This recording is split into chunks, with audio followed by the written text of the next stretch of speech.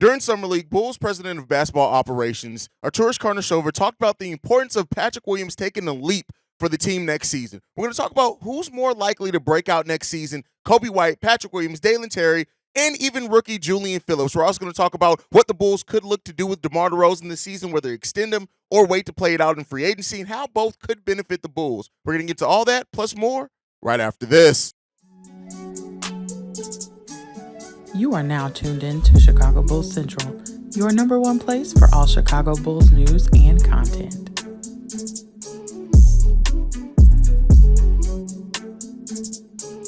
What's going on, Bulls fans? Welcome to another episode of Chicago Bulls Central, your number one spot for everything Chicago Bulls related. I'm the host here, Haize, but more importantly, you can follow the channel at Bulls Central Pod on every social media platform we happen to be on. But with that being said, let's go ahead and get into the content for today. First up, we want to talk about who's more likely to break out this season. That's if any of them break out. But when you look at the Bulls and not really making the big level deals that really change the core drastically, we already know what the big to medium three of the Bulls of Zach LaVine, DeMar DeRozan, and Nikola Vucevic bring, right? They played the most minutes together of any three-player combination in the league last season. So, as I've been talking about, the Bulls with their free agent acquisitions, it looks to improve kind of in those margin areas. But if the Bulls are going to make a considerable step up next season, it has to come via some of their young players, one or some of their young players, kind of breaking out next season. Now, that's not guaranteed by any stretch of the imagination. I want to be clear here, but I do want to talk about who is the most likely candidate to break out. And we're going to start off with Kobe White,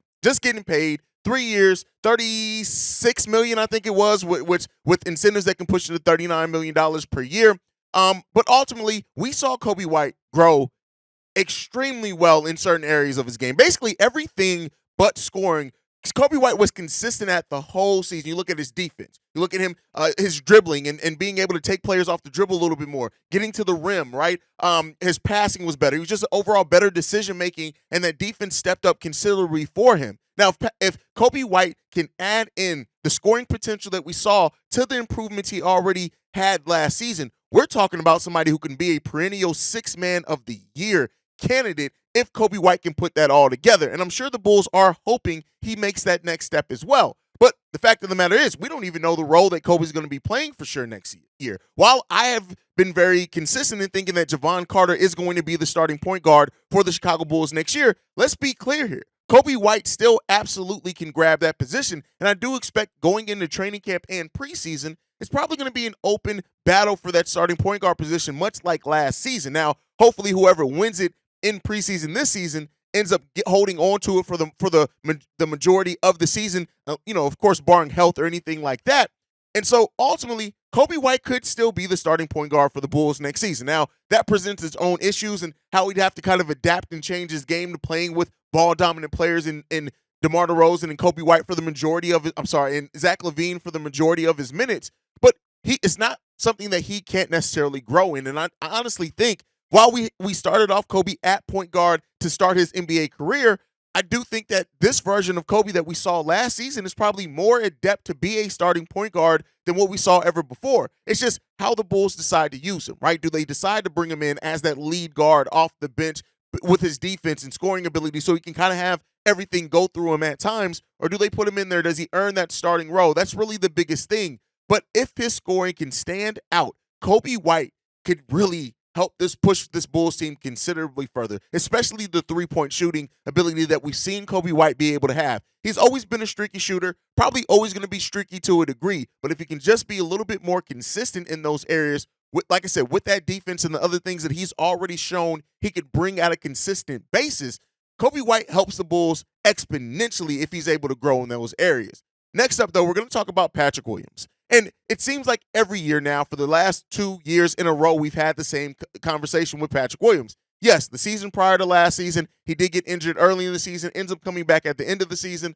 And then this past season, he's the starting power forward to start. Ends up losing that position twice, really. Gets it back the first time because Devontae Green gets hurt, and he comes right back into that starting lineup, and then eventually loses it to Alex Caruso. Now, regardless of what role Patrick Williams does play on this team, it all comes down to Patrick Williams being more assertive, right? Yes, I want to see him be given more opportunities as well in the offense to have plays called for him. But even with that said, right, he has to be more assertive. He has to make his presence felt in the game for the whole game. Yes, defense, we already know. I've quoted it a lot of times. A lot of you guys had. The least scored on player in the NBA last season was Patrick Williams. We know what he can bring defensively. But the fact of the matter is this, for the Bulls to take a next step, we need more from Patrick Williams than that. And the Bulls as well, they are putting dogs around Patrick Williams at that same position that he's going to have to step up. You know, you talk about signing Torrey Craig, right, and bringing him in. And while Torrey Craig absolutely does not have the ceiling and should not be a better player than Patrick Williams, you look at just his ability to come in and fill a role, his ability to thrive within that role, his ability to not back down, and he's not going to shy away from taking open shots. And then you have a young guy now behind him as well in Julian Phillips, who we'll talk about here in this list as well. But if Julian hits that defensive potential that many people see for him, listen, and he's a more adept at not, shying away in offensive moments, I tell you what, it could put some pressure on Patrick Williams, and that's not even to mention players like Justin Lewis, Adama Sinago, right? Terry Taylor, if he's here. The fact of the matter is this. We can't keep waiting on Patrick Williams, and while I do think he's going to get a second contract with the Chicago Bulls, eventually that role, that expectation for him is going to become so low that I don't know if he can overcome it, right? Patrick Williams has to find a way to be more assertive on the offensive side of the ball. He has to be more consistent. And the way that Patrick Williams can find opportunities offensively is go after and getting the ball. Offensive rebounds. Yes, Billy Donovan's system is to go and set up on defense almost immediately after an offensive shot goes up. But if Patrick Williams even can follow up his shots a couple more times than what he did last season, you're gaining more opportunities that way. Pat is going to have to show that he deserves and can thrive in a role that calls for him getting more touches. He has not done that yet. Now, I've said it and I've quoted this tweet before. When Patrick Williams gets double-digit shot attempts, he still averages it's like 15, 8, and 6, something like that. It's a really good stat line. But overall, yeah, that is cool to be able to say. That's cool to be able to hang your hat on. But we need that more consistently from Patrick Williams, period. Pat has to find a way to be more assertive. Pat has to find a way to sustain a level of play. We need to be able to bet on outside of just his defense, night in and night out. And, really that's the hardest thing to unlock. It seems like Kobe White unlocked a different mentality last season, even hearing his postseason presser last season when the season ended. Kobe has unlocked something mentally that Pat has not yet. Now, still a very young kid, 21 years old. I still think he's 21, and still has a lot to show. But eventually, you can keep saying he's young for so long. You have to show something. There are young players in this league that come in day one with the mentality we need Patrick Williams to have. And that's not an indictment on Pat. We know he has the talent, but potential only gets you so far.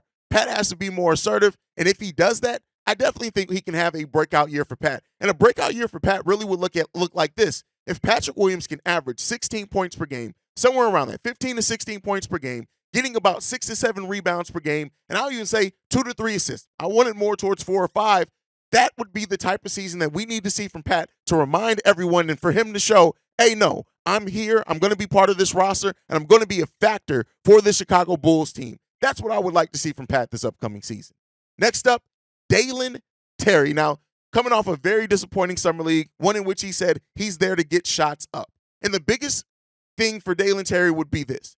Come in and be so good defensively that Billy Donovan has to play you. That's where you need to make your name for yourself. And in playing solid defensively, that can get you out in transition. That can get you those easy buckets. That can get you those passes that you can do out in transition to your open teammates. If Dalen Terry is going to have a chance to break out this year and even earn a role, that's the first thing, right? He has to earn a role first. He's not going to be given anything. There are dogs around you, bro. It just is, right? And if Dalen wants it, if Dalen wants to prove the naysayers now and Bulls fans that try to say, hey, Dalen isn't an NBA level talent, he has to come out and show it. He has to earn a role. Let your defense guide you, right? If that's the thing that you hang your hat on, that's the thing you feel most confident and can be the most consistent in, Dalen Terry has to come in the training camp and be so amazing defensively that it forces Billy Donovan to play. That's it. And then let that defensive ability start feeding in your confidence in other places. Like I said, if you're extremely active defensively, especially getting turnovers like we know Dalen Terry can get, at that point in time, It gets you easy buckets on the other side of the ball, which then can build up that confidence offensively. He still needs to work on that shot, but if he can play solid defense, get out in transition, and hit his open shots at a decent rate, Dalen Terry can earn a role. But we can't talk about Dalen Terry earning a role on this team until we talk about, breaking out on this team until we talk about Dalen Terry getting a role on this team. And right now, listen, I can see a role for Dalen Terry. I can see how his skill set can call for him to get that, but you have to prove it on the court. All the potential in the world, much like with Patrick Williams, ain't going to get you nothing. You got to show it. And that's what Dalen Terry needs to focus on coming into training camp. Next up, Julian Phillips.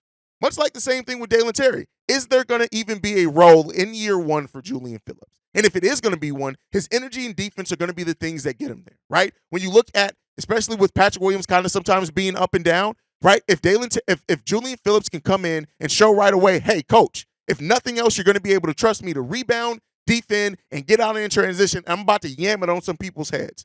Julian Phillips has that opportunity to maybe fill that DJJ role to where if you stay ready, you're going to get an opportunity. And if you play well in those opportunities, that role can increase, especially in certain matchups. But I'm not really expecting Julian Phillips to break out in year one. But more importantly than this, if Julian can earn a role in his first year, that's a good sign in the right direction for Julian Phillips. And I do think he has the mentality for it. I think he has the defensive skill set for it. But overall, I'm not ready to predict any type of rookie and Billy Donovan coach team really breaking out in a meaningful way. But hopefully we can see those flashes from Julian Phillips heading into next season. Now, I know there are other players, Adama Sanago, Justin Lewis, but you guys know, two-way contract players I really don't expect to play a lot, especially for Billy Donovan. But again, watching those guys, we're going to have the G League report. I'm going to be dropping one weekly episode. I'm probably going to try to do it like Sunday nights. So I've been trying to work that out, like catch up on all the G League games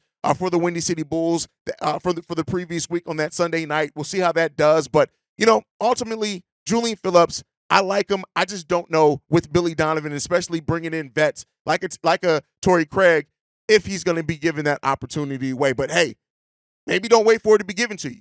Go out there and snatch it, young fella. But, all right, before we get into we're going to go ahead and transition to the next topic, and that is, what are the Bulls going to do with DeMar DeRozan? Now, we've already heard what he can sign up to an extension. He can get an extension upwards of $100 million overall over the course of that contract. I don't know if the Bulls lock in a player of DeMar DeRozan's age at that contract, even if they do extend him. I expect it to be kind of more of a team-friendly contract if he's willing to accept that. But I do look at DeMar DeRozan and wonder, what do the Bulls do with DeMar this season? And again, this is not to say that they should do any one of these things. It's just to present the options available. And, of course, the first option is to look to move him by the trade deadline, especially maybe if the Bulls are struggling, not winning, something like that. If they look to move DeMar DeRozan, what can they get back? Can they get a first-round pick back? Probably a late first-round pick. If they get anything back, do they use that salary to aggregate and get multiple players back at that level? Maybe a young player, right, for a team that's trying to contend now? That is absolutely an option. Now, as we go forward, I think that option becomes less and less. Look at AK and say, hey, continuity has been his bet. I don't say that to necessarily use that continuity joke that we used all last season. But at the end of the day, DeMar DeRozan is 33 years old. And if the Bulls are going to lock him in, and I think his style of game as well is one that you can see DeMar playing for another 2, 3, 4 years potentially, and still playing at a really high level for him in the way that his game has gone. Not really based off athleticism anymore, even though he can still and will yam it on some people's heads times in transition. But if the Bulls do look to move something, and we've already heard the asking price for Zach LaVine, DeMar DeRozan could be on the trade block by mid-season. If, again, as we know with AK, is that if he gets back the value he sees for a player, we don't really know what that value is set at yet. But if he gets that value and an offer that, he may consider it. I don't think it's likely, though, and I know a lot of Bulls fans are going to, not like hearing that, but it is an option. The second option is to extend him, right? To lock him into the most friendly deal that you can. Yes, DeMar DeRozan can re-sign on a deal that I think is about $146 million. I do not expect him to get that. I just don't. But when you look at locking him in, having a veteran presence there, you've already, paid him for several years now. And so I look at the possibility of extending DeMar, keeping this core even further together. It really would come down to this. Are we winning? I do think that if the Bulls start off having a point guard at the start of the season, and if they play much more like they did at the start of the season when we first got Lonzo and DeMar, we could absolutely see a DeMar contract extension announced fairly early into the season. Now, I'm not necessarily guaranteeing that, and I don't have kind of a figure or a number that I think would be perfect to keep DeMar at, but I do think that there is that potential to extend DeMar, lock him in, try to get him on a cap-friendly deal to where if you do have to move him eventually, you can move him, right? So that's the extend option looking at DeMar DeRozan. And then the last option is let him become an unrestricted free agent. Now, the way that this benefits the Bulls in a couple of ways. We're about to get a little nerdy on here, so if you don't like salary cap talk, things like this next part of the conversation may not be for you. But if the Bulls let DeMar DeRozan become an unrestricted free agent, they're looking at being $47.5 million below the luxury tax line. And they can also be, depending on what they do with their other contracts, maybe delaying, extending Patrick Williams, things like that, they can have $23.8 million in practical cap space next season. Keep in mind, that's actual cap space to go out there and sign somebody or absorb somebody into your cap space as well. Another thing that the Bulls could look to do with that is that if they pair filing the career-ending injury exception for Lonzo Ball with that, you're then looking at going from having $23.8 million in practical cap space to $43.8 million in true cap space, to where you can look, again, yes, the free agent class for next season isn't the best, but it doesn't necessarily have to be a free agent. At that point, you can absorb contracts into your cap space as well. So that's what the Bulls are really looking at. Now, even that $23.8 million is still with DeMar DeRozan's cap hold on the books, meaning that if DeMar was to sign with another team, that cap hold being removed would free up even more space, but the Bulls would have that space to operate in, and then they could look to re-sign DeMar DeRozan after they use the practical cap space to then maybe go further into being over the cap but below the luxury tax. The Bulls also own their own first-round pick next season, right? So if they kind of pair that with their cap space and try to make a move in the draft or something like that, that's where the Bulls will have the most flexibility. The Bulls are shaping up to have some flexibility next season in free agency. The biggest question is, are they going to use it? And is that the path that they end up going? So I think that there are things that benefit with letting DeMar hit unrestricted free agency, even if you still do plan on retaining DeMar DeRozan, right? It's not like this season with Vooch. This season with Vooch, we didn't have practical cap space. So it made more sense to go ahead and lock Vooch in, right? That's why you saw the Bulls do that with Kobe and Vooch, get them locked in early. With next season, the Bulls having practical cap space, it could really change the thought process and how they go about free agency quite considerably if they allow DeMar to just become an unrestricted free agent.